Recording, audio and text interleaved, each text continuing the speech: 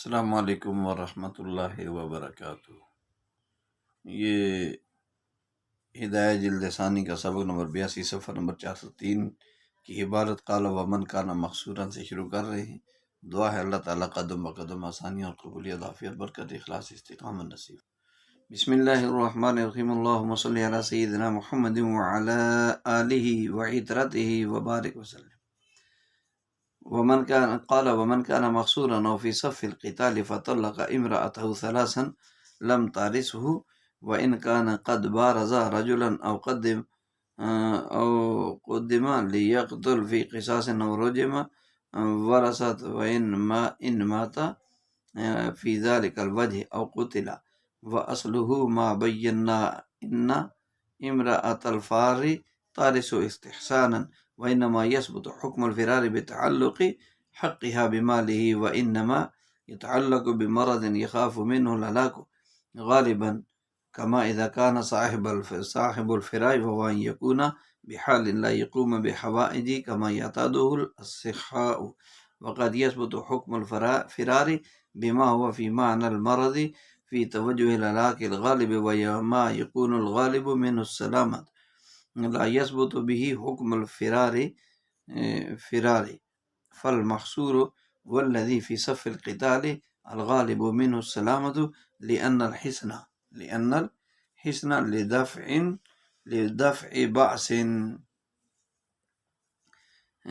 لدفع بأس العدو وكذا المناعة فلا يثبت به حكم الفرار والذي بارز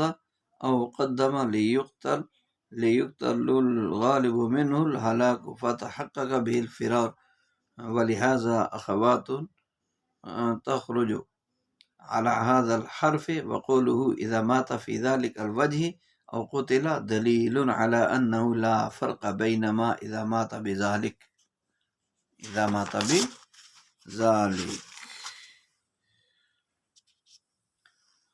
بذلك السبب أو بسبب آخر كصاحب الفراش بسبب المرض إذا قتل۔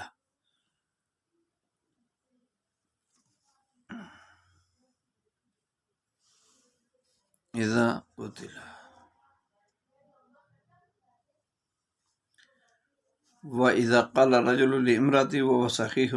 إذا جاء رأس شاري أو إذا دخلت الدار أو إذا صلى فلان الظهر أو إذا دخل فلان الدار فأنت طالق فكانت هذه الأشياء والزوج مريض لم ترث وإن كان القول في المرض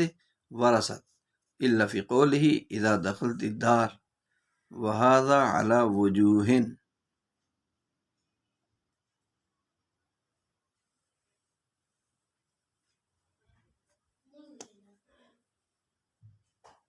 یہاں تک اس کا ہے۔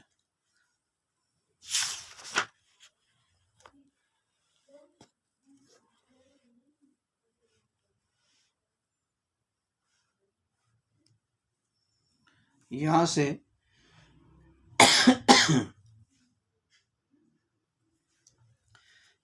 یہ بتانا چاہ رہے ہیں،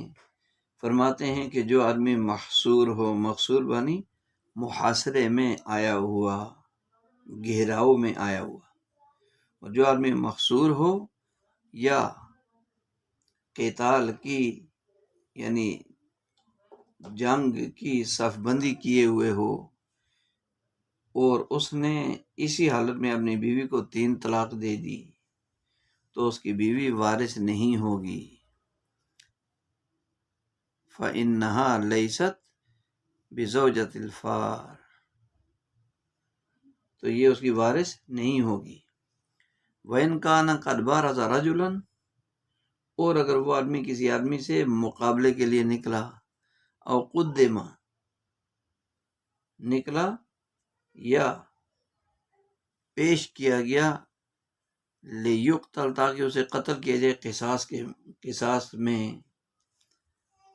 یا اس کو رجم کر دیا جائے، تو بیوی اس کی وارث ہوگی۔ ان ماتا فی ذالک الوجہ، اگر وہ اس صورت میں مر جائے، او قتلا یا قتل کر دیا جائے تو اس کی بیوی وارث ہوگی۔ یہ تو آسان ہے، اس میں کوئی سمجھنے والی بات نہیں ہے۔ آگے ہے وَأَصْلُهُ، اور اس کی اصل وہ ہے ما بینا، جو ہم بیان کر چکے ہیں، جو ہم بیان کر چکے ہیں۔ صورت مسئلہ یہ کہ اگر کوئی آدمی کسی قلعے میں مقصور یعنی بند ہے اور محافظوں نے اس کا گھیراؤ کر رکھا ہے، یا وہ آدمی لڑنے کے لیے صف بندی کر چکا ہے اور اس دشمن کے آمنے سامنے، اور اس نے اسی حالت میں اپنی بیوی کو طلاق دے دی اور پھر اس آدمی کا انتقال بھی ہو گیا، تو اس کی بیوی اس آدمی کی وارث نہیں ہوگی۔ مسئلے کی ایک شق یہ ہے کہ اگر کوئی آدمی میدان جنگ میں دشمنوں سے نبرد آزما ہونے کے لیے نکلا، ایک بات، یا قصاصاً مقتول ہونے کے لیے پیش کیا گیا، یا رجم میں مقتول ہونے کے لیے پیش کیا گیا، اور اس نے اپنی بیوی کو 3 طلاق دے دی، اب اگر وہ آدمی اسی مسئلے میں قتل کر دیا جاتا ہے جس کے لیے اس کو پیش کیا گیا، یا کسی اور وجہ سے وہ قتل کر دیا جاتا ہے، تو ان دونوں صورتوں میں اس کی بیوی اس کی وارث ہوگی، اس کی وارث ہوگی۔ اور اس مسئلے کی اصل اور بنیاد یہ ہے کہ وراثت سے فرار اختیار کرنے والے آدمی کی بیوی استحساناً وارث ہوگی، کیونکہ ان حالات میں، لیکن قیاساً وارث نہیں ہوگی، کیونکہ وارث ہونے کا سبب تو موت کے ذریعے نکاح کا ختم ہونا ہے۔ وارث ہونے کا سبب کیا ہے؟ موت کی وجہ سے نکاح کا ختم ہونا، یہ اس کو وارث بناتا ہے۔ اور صورت مسئلہ کی پہلی شق میں میاں بیوی کا نکاح طلاق کے ذریعے ختم ہوا، نہ کہ موت کے ذریعے، لہذا اس صورت میں تو طلاق کے ذریعے ختم ہونے والے نکاح کی صورت میں تو میراث ثابت ہونے کا سبب ہی نہیں پائے گا، اس لیے بیوی وارث بھی نہیں بنے گی، کیونکہ حکم بغیر سبب کے ثابت نہیں ہوتا۔ لیکن ہم پہلے یاد کر چکے ہیں کہ استحساناً امرأۃ فرار ہونے والے کی بیوی، فرار وہ اس سے بھاگا نہیں ہے، وہ اس کو وراثت دینے سے بھاگنے کا راستہ اختیار کیا، اس کو کہتے ہیں امرأۃ فرار ہونے والے کی بیوی، یعنی حق دینے سے بھاگنے والا، تو وہ وارث ہوگی استحساناً، کیونکہ اس پر صحابہ کرام کا اجماع یعنی اتفاق منعقد ہو چکا ہے۔ تو یہ امرأۃ الفار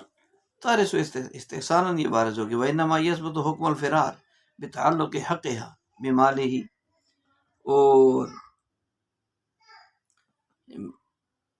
اور فرار کا حکم شوہر کے مال سے عورت کے حق کے متعلق ہونے سے ثابت ہوتا ہے۔ عورت سے فرار کا حکم جو ہے شوہر کے مال سے عورت کا حق متعلق ہے، اس حق کی وجہ سے کیا ہوتا ہے؟ ثابت ہوتا ہے فرار کا حکم، کہ بھائی اس عورت کا اس کے مال میں حق تھا اور اس نے ان حالات میں اس کو طلاق دے کر گویا کہ اس کی وراثت سے فرار بھاگنا اختیار کیا تاکہ وراثت دینے سے جان بچ جائے۔ وَإِنَّمَا يَتَعَلَّقُ بِمَرَضٍ يَخَافُ مِنْهُ الْهَلَاكَ غَالِبًا، اور یہ حق، بیوی کا حق، اس مرض سے متعلق ہوتا ہے جس سے اکثر ہلاکت کا اندیشہ ہوتا ہے۔ اکثر ہلاکت کا کیا ہوتا ہے؟ اندیشہ ہوتا ہے، جیسا کہ اس صورت میں ہے کہ اذا کان صاحب الفراش وهو يكون بحال لا يقوم بحوائجه، جس سے اکثر ہلاکت کا یہ حق اس مرض سے متعلق ہوتا ہے جس مرض سے اکثر ہلاکت کا اندیشہ ہوتا ہے، جیسے کہ اس صورت میں کہ جب شوہر صاحب فراش ہو اور وہ ایسی حالت پر ہو کہ شوہر صحت مند لوگوں کی طرح، عادتاً صحت مند لوگوں کی طرح کیا ہے؟ تندرست لوگوں کی طرح عام طور پر اپنی ضروریات پوری انجام نہیں دے سکتا، ضروریات پوری کرنے پر قادر نہیں ہے، کما یعتادہ الاصحاء، جیسے کہ صحت مند لوگ اپنی ضرورت پوری کرتے ہیں۔ وقد یثبت حکم الفرار، اور کبھی کبھی تو فرار کا حکم ثابت ہوتا ہے بما ہوا فی معنی المرض،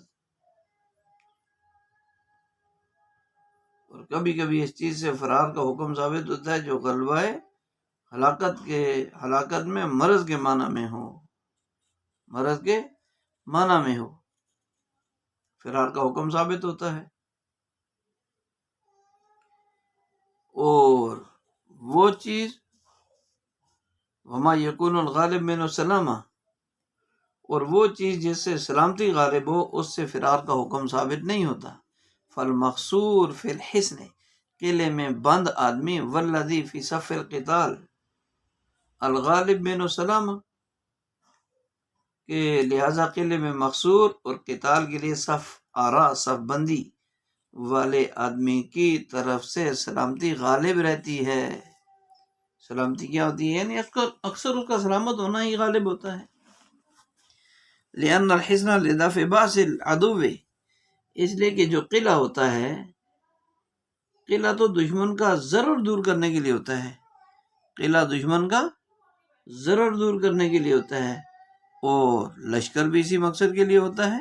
وَقَذَا الْمَنَعَةُ، اور لشکر بھی ضرر کو دور کرنے، دشمن کی طرف سے پہنچنے والی تکلیف اور ضرر کو دور کرنے کے لیے ہوتا ہے۔ لہذا فَلَا يَثْبُتُ بِالْحَصْرِ وَكُونِ فِي صَفِّ الْقِتَالِ، اس کے محصور ہونے کی صورت میں اور صف قتال میں ہونے کی صورت میں حکم فرار ثابت نہیں ہوگا، فرار کا حکم ثابت نہیں ہوگا۔ والذی بارزا، اور وہ آدمی جو آمنا سامنا کرنے کے لیے نکلا ہو مقابلے میں، اور قدم لیقتل غالب منہ، یا مقتول ہونے کے لیے اسے پیش کیا گیا ہو وہی اوپر قصاصاً یا کسی وجہ سے، یا قذفاً، اس سے ہلاکت غالب رہتی ہے۔ تو الغالب من الہلاکہ، ہلاکت غالب رہتی ہے، اس لیے اس سے فرار متحقق ہو جاتا ہے کہ اس نے بیوی کو جو طلاق دی ہے وہ وراثت سے بھاگنے کے لیے۔ ولہذا اسی مسئلے کی اخوات بانی مثالیں، نظیریں، اخوات تخرج علی ھذا الحرف، اس مسئلے کی اور بھی مثالیں ہیں جو اسی اصول پر نکالی جائیں گی۔ تخرج وقولہ، اور امام محمد رحمۃ اللہ علیہ کا قول اذا مات فی ذلک الوجہ او قتل دلیل، امام محمد رحمۃ اللہ علیہ کا قول اذا مات فی ذلک الوجہ او قتل، یہ فرمانا اس بات کی دلیل ہے کہ انہ لا فرق بینما اذا مات بذلک، کہ اس وجہ سے مرنے میں یا کسی دوسرے سبب سے مرنے میں کوئی فرق بھی نہیں ہے، او بسبب آخر، کسی دوسرے سبب سے مرنے میں کوئی فرق نہیں ہے، جیسے کہ صاحب الفراش بسبب المرض، جیسے کہ مرض کی وجہ سے صاحب فراش کو جب قتل کر دیا گیا ہو۔ تو لہذا یہاں سے یہ بتانا چاہتے ہیں وَإِنَّمَا يَثْبُتُ، کہ ابھی تو امرأۃ فار، بھاگنے والے کی عورت کے سلسلے مسائل کا بیان تھا، اب فار اور فرار کے ثبوت اور اس کے تحقق کو بیان کرتے ہوئے فرماتے ہیں کہ جب شوہر کے مال سے عورت کا حق متعلق ہو تو فار اور فرار کا حکم ثابت ہو جاتا ہے۔ فار بھاگنے والا، فرار بھاگ جانا، یعنی اگر اس حالت میں شوہر بیوی کو طلاق بائنہ یا طلاق مغلظہ دیتا ہے، کس حالت میں؟ کہ سبب مرض یا تو کفار کے سامنے صف بندی کی صورت میں یا مقصور ہونے کی صورت میں وہ دے دیتا ہے طلاق، تو پھر کیا ہے؟ اس کا مطلب یہ ہوگا کہ وہ بیوی کی وراثت سے بھاگنا چاہتا ہے، راہ فرار اختیار کرنا چاہتا ہے، یہ مطلب ہوگا۔ رہا یہ مسئلہ کہ عورت کا حق کب شوہر کے مال سے متعلق ہوگا، اس سلسلے میں یہ ہے کہ اگر شوہر کو ایسا مرض لگ جائے جس میں موت کا پیش آنا یقینی ہو، مثلا شوہر ایسا صاحب فراش ہو کہ صحت مند لوگوں کی، تندرست لوگوں کی طرح اپنی ضروریات پوری نہ کر سکتا ہو، اور گھر سے مسجد جانے، بولو براز کرنے پر قادر نہ ہو، پیشاب بخانہ کرنے پر، تو اس صورت میں عورت کا حق اس کے مال سے متعلق ہو جائے گا۔ اور اگر اس حالت میں شوہر بیوی کو طلاق دیتا بھی ہے تو فرار ثابت ہو جائے گا کہ یہ طلاق دینا صرف وراثت کی ادائیگی سے بھاگنے کی خاطر ہے، یوں کہا جائے گا کہ یہ فرار جو ہے وہ بیوی کا حق دینے سے بھاگنے کی خاطر ہے، یہ فرار محترم کا۔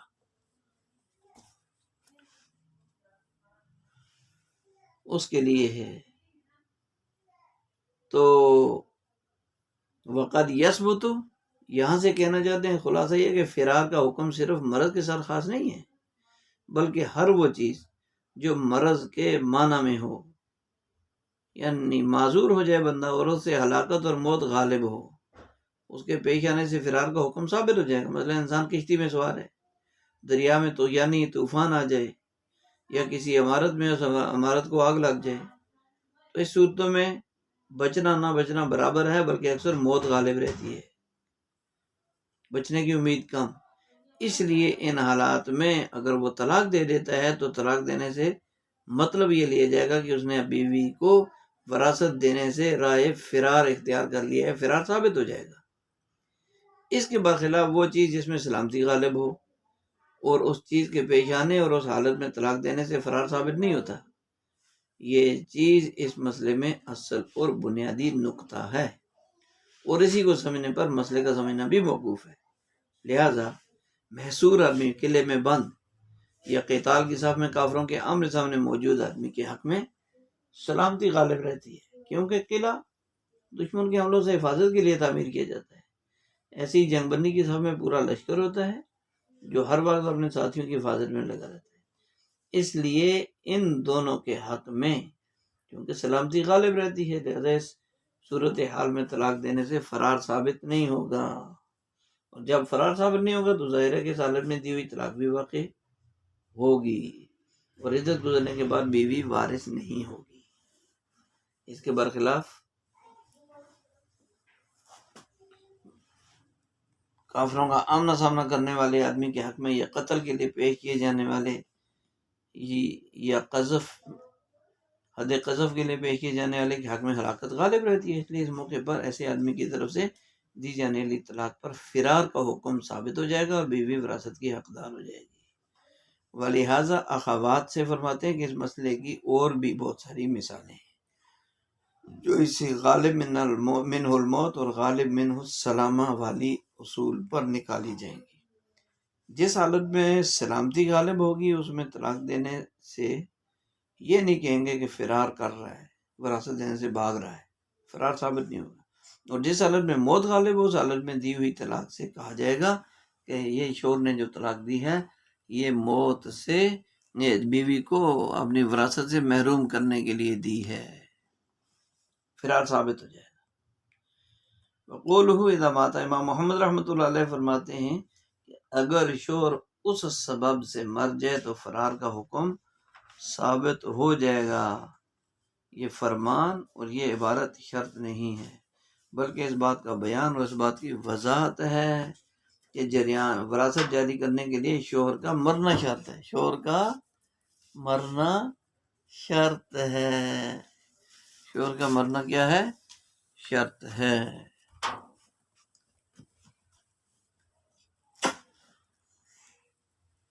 شوہر کا مرنا کیا ہے؟ شرط ہے۔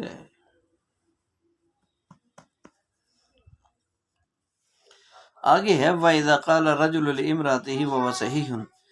آدمی نے اپنی بیوی سے تندرستی کی حالت میں کہا کہ اذا جاء رأس الشهر، او کہ کیا کہا؟ تندرستی کی حالت میں اپنی بیوی سے کہا، صحت کی حالت میں جب چاند رات آ جائے، رأس الشهر، یا جب تو گھر میں داخل ہو جائے، دخلتی دارہ، او اذا صلی فلان، یا فلاں آدمی ظہر کی نماز پڑھ لے، او اذا دخل فلان دار، یا فلاں آدمی گھر میں داخل ہو جائے تو تجھے طلاق ہے۔ فکانت هذه الاشیاء والزوج مریض، اور تو یہ چیزیں اس حالت میں پیش آ جائیں کہ وہ مریض ہے۔